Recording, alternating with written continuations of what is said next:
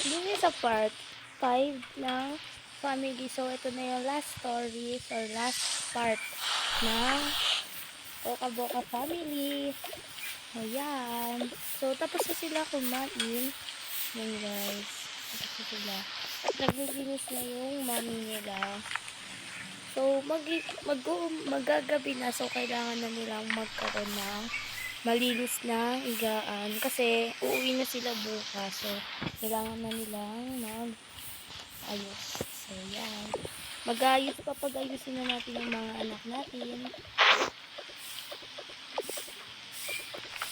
Isin ko muna mga gamit sa taas. So, ito yung sasuotin natin. Ito naman yung sasuotin ng husband natin. Yan. Ito mga gamit ko ito magiging.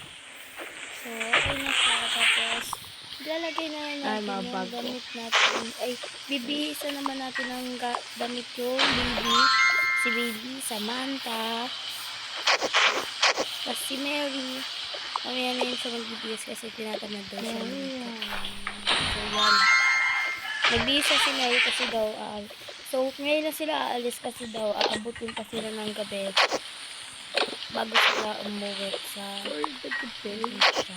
so, yan. Kunin mo na si baby. Ito na po si baby.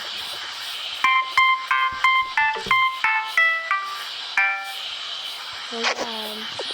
Aalis na kami guys. So, papaalam na kami sa mami namin. So, aalis na.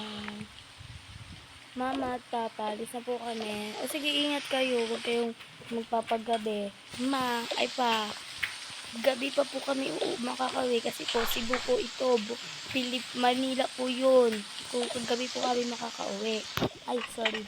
Sige, ingat kayo ha. Ito po sige na sa likod. Yan, nakatulog na.